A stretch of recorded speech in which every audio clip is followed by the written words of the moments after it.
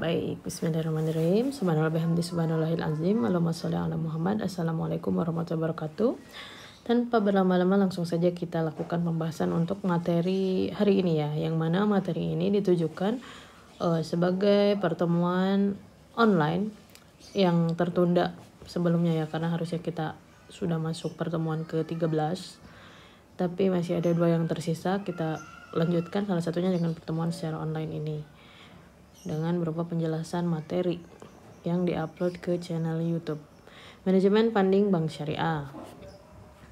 Definisi manajemen funding.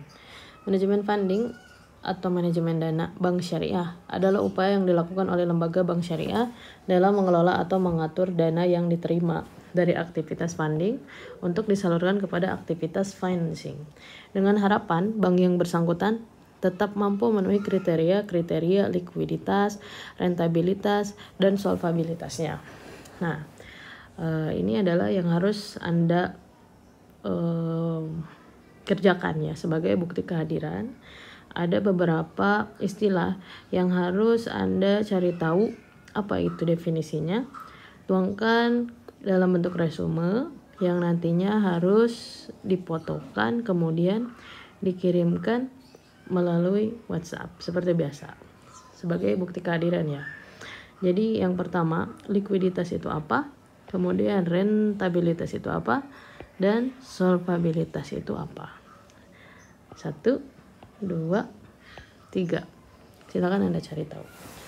Berikutnya, manajemen funding itu adalah suatu proses pengelolaan penghimpunan dana masyarakat ke dalam bank dan pengalokasian dana tersebut bagi kepentingan bank dan masyarakat serta pemupukannya secara optimal melalui penggerakan sumber daya yang tersedia demi mencapai tingkat rentabilitas sesuai dengan ketentuan peraturan yang berlaku.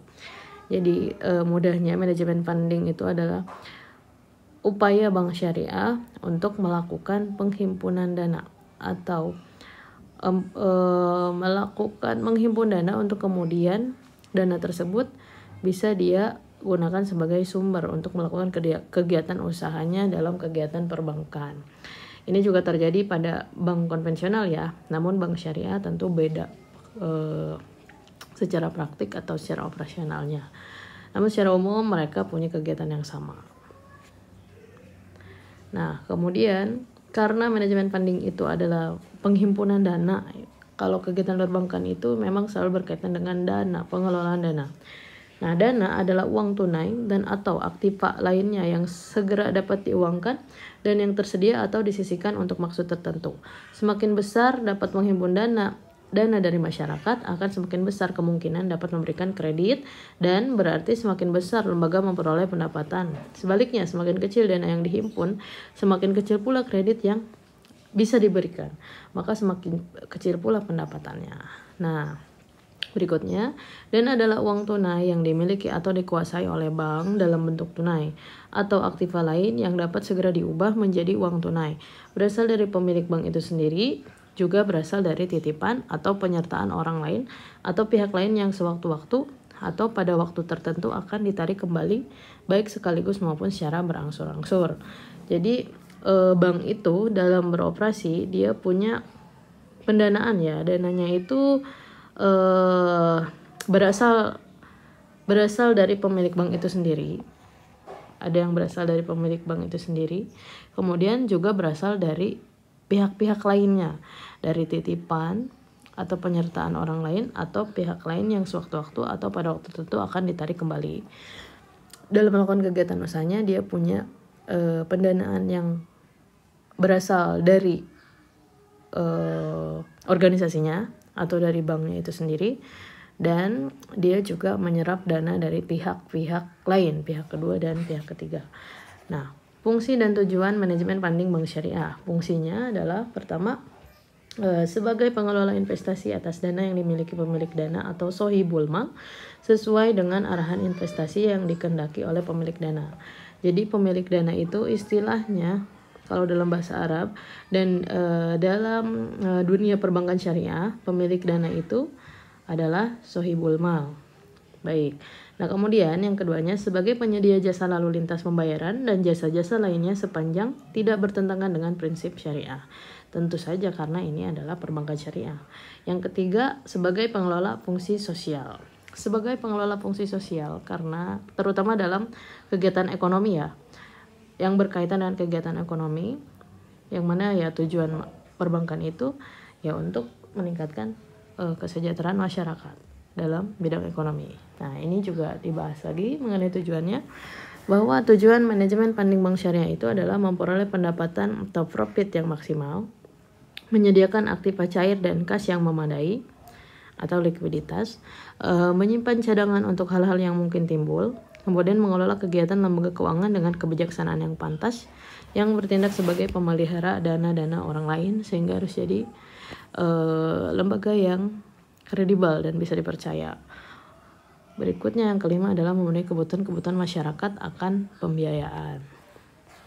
Nah, slide ini juga adalah termasuk tugas bukti kehadiran. Selain yang 3 tadi yang harus Anda cari tahu apa itu definisinya, Anda juga harus mencari tahu mengenai definisi dari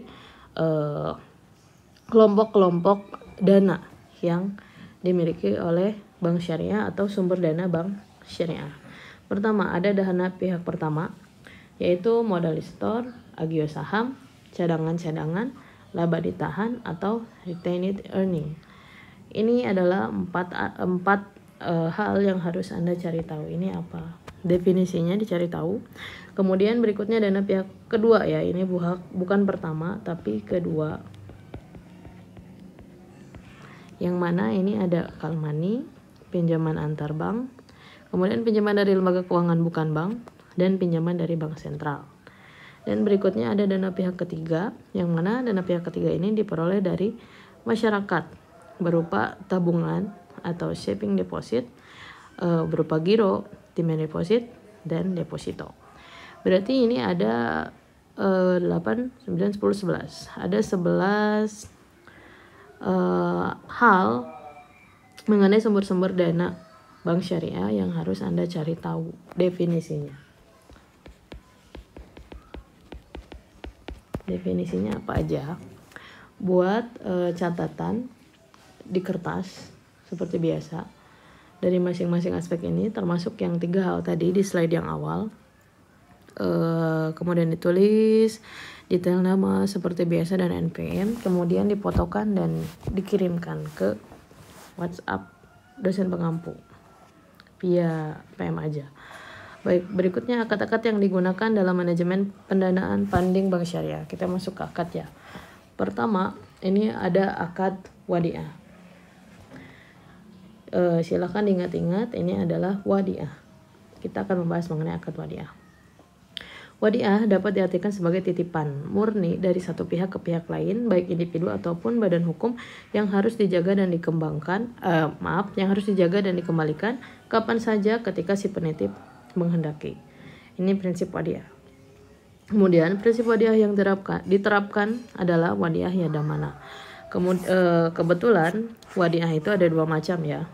Pertama ada wadiah amanah.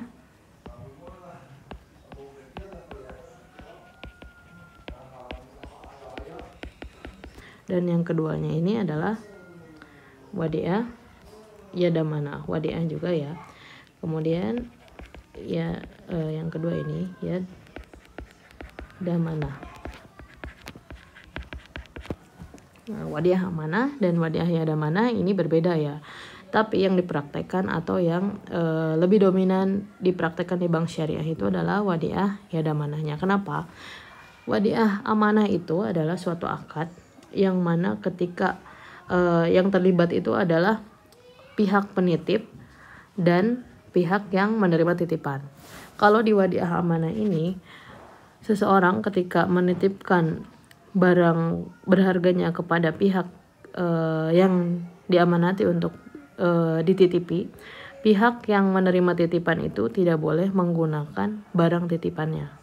Dalam hal ini kalau perbankan kan yang dititipkan itu adalah uang. Jadi kalau misalkan perbankan syariah mempraktekkan akad wadiah amanah ini, ketika si bank memperoleh amanat dari nasabahnya untuk untuk dititipi uang dari nasabah, nah si bank ini tidak boleh menggunakan uangnya untuk kegiatan usaha perbankan. Ini di wadiah amanah. Karena itu di perbankan syariah wadiah amanah itu tidak diambil, tidak diberlakukan. Karena balik lagi ya, karena bank syariah itu adalah organisasi, bukan badan amal, tapi dia pun juga organisasi yang profit oriented ya.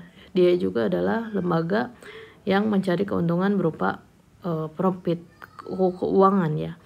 Jadi wadiah amanah ini tidak diambil karena dana yang diberikan oleh masyarakat tidak bisa diputarkan untuk kemudian dibagi hasilkan baik kepada organisasinya atau pihak banknya sendiri ataupun kepada para nasabahnya, sehingga wadiah amanah ini tidak diimplementasikan di bank syariah. Adapun wadiah amanah ini bank menerima titipan tetap dipraktekkan ya, tetap diimplementasikan, tapi yang mereka terima itu bukan dalam bentuk uang melainkan safe deposit box.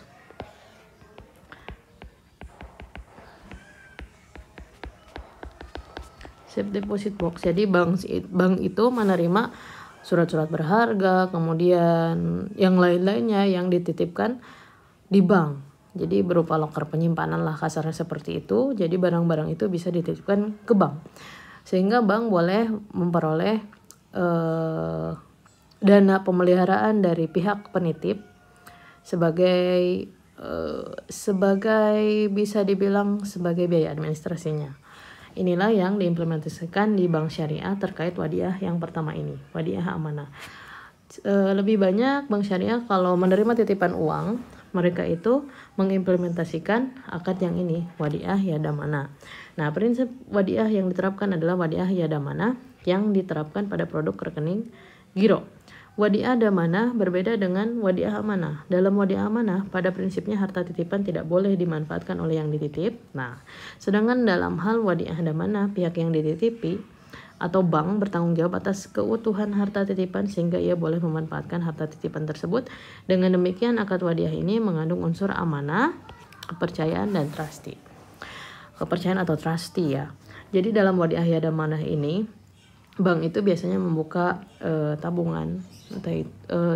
Jadi walaupun bank menerima titipan dalam bentuk uang, karena akadnya jelas ya, wadiah yadamanah ketika pihak yang menerima titipan atau bank itu diperkenankan untuk mengelola dana yang dititipkan, sehingga ya wadiah yadamanah inilah yang diimplementasikan atau disediakan jasanya oleh pihak bank syariah. Ketika bank syariah memperoleh dana titipannya itu akan digunakan oleh bank melakukan kegiatan usaha yang nantinya itu akan menghasilkan keuntungan. Tapi kalau di wadiah yadamanah ini tidak ada bagi hasil, murni titipan.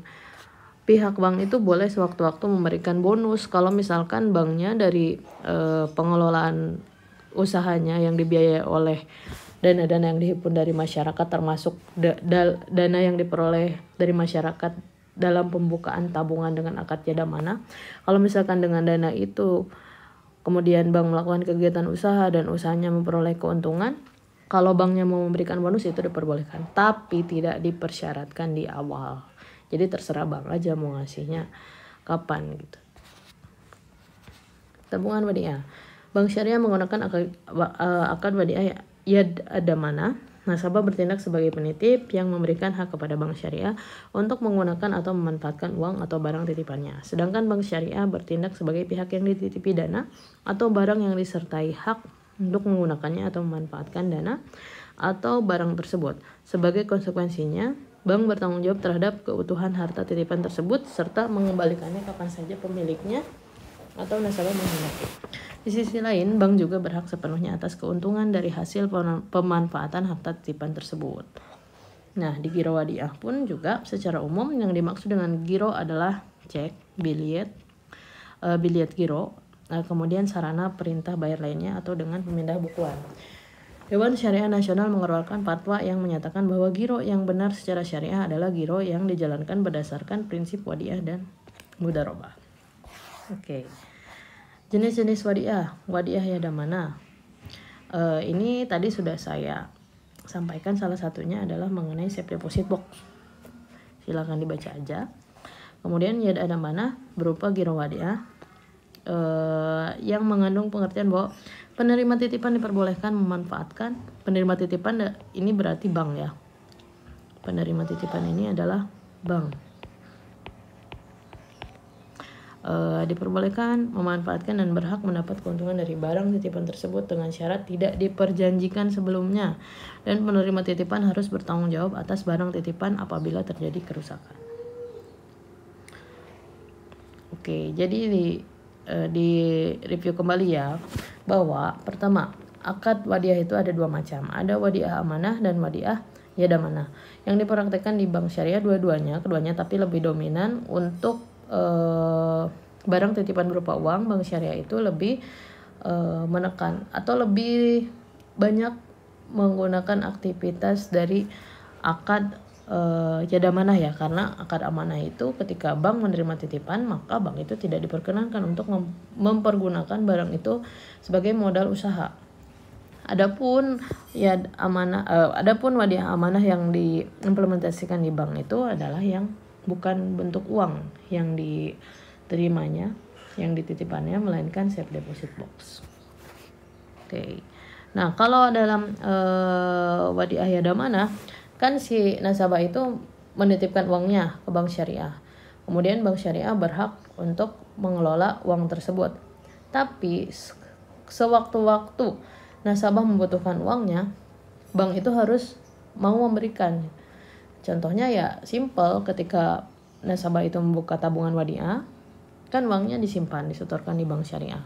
Kemudian bank syariah berhak menggunakan dana itu. Tapi kalau misalkan nasabahnya mau mengambil sewaktu-waktu, itu diperkenankan. Bukti nyatanya nasabah itu diberikan ATM.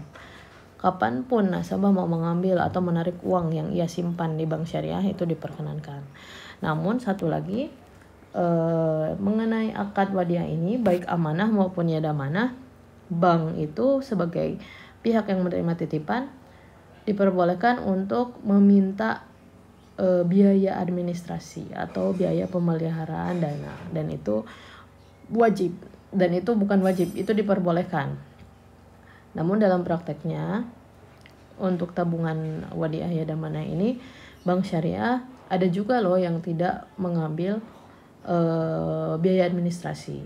Namun biasanya ada syarat tertentu, misalnya nasabah harus buka rekening awalnya itu minimal 10 juta misalkan, maka bebas biaya administrasi dan lain-lain. Biasanya sih seperti itu.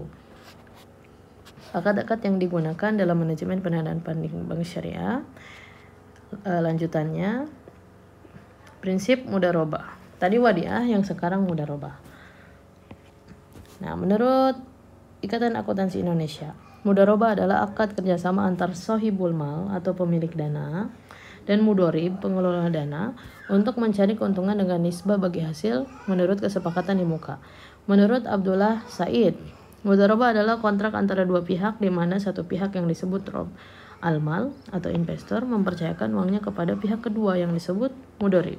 Ini sama jadi ya, sohibul mal, kemudian rob al-mal, ini pemilik dana atau investor. Berdasarkan kewenangan yang diberikan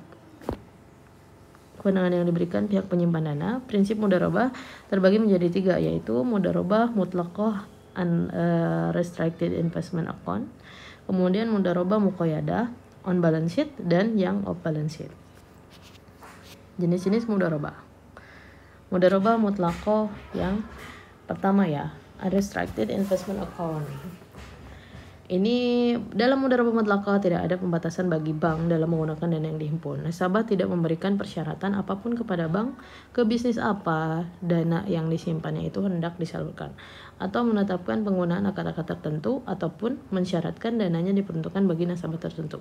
Jadi bank memiliki kebebasan ya, kebebasan harusnya penuh, kebebasan penuh untuk menyalurkan dana yuria ini ke bisnis manapun yang diberikan yang diperkirakan menguntungkan. Dari penetapan mudharabah tersebut, Dikembangkanlah produk tabungan dan deposito sehingga terdapat dua jenis penghimpunan dana, yaitu tabungan mudharabah dan deposito mudharabah. Bedanya tabungan dengan deposito tahu ya, kalau tabungan itu bisa diambil sewaktu-waktu, tapi kalau deposito itu tidak bisa. Deposito itu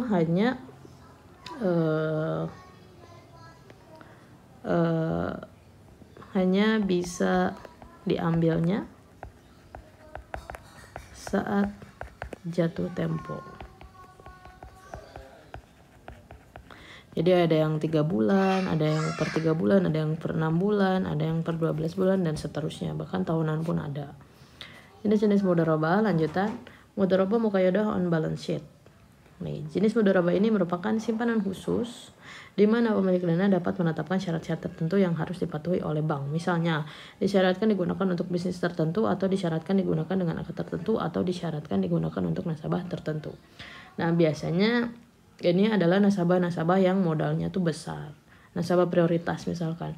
Jadi ketika di akad, mereka akan memilih mudharabah muqayyadah balance sheet sehingga mereka bisa menentukan, nih dana saya yang saya simpan di bank itu hanya boleh disalurkan untuk bisnis passion misalkan, tapi jangan di bisnis jual beli mobil, saya maunya di passion aja misalkan seperti itu. Jadi si sohibul mal atau pemilik dana atau investor itu punya kewenangan untuk menentukan itu di awal. Nah, berikutnya mudharabah muqayyadah off balance sheet. Jenis mudharabah ini merupakan penyaluran dana mudharabah langsung kepada pelaksana usahanya, di mana bank bertindak sebagai perantara atau arranger yang mempertemukan antara pemilik dana dengan pelaksana usaha. Pemilik dana dapat menetapkan syarat-syarat tertentu yang harus dipatuhi oleh bank dalam mencari kegiatan usaha yang dibiayai dan pelaksanaan usahanya. Ini jadi skemanya seperti ini kalau yang off balance sheet ya.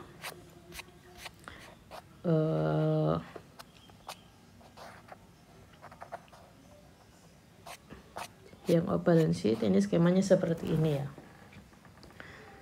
Ini adalah bank. Ini adalah sohibul mal.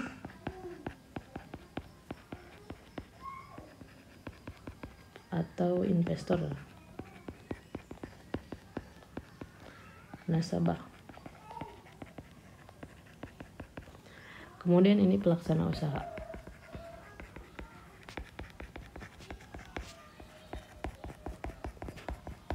Jadi bank ini sebagai penengah aja yang mempertemukan antara si nasabah dengan pelaksana usaha.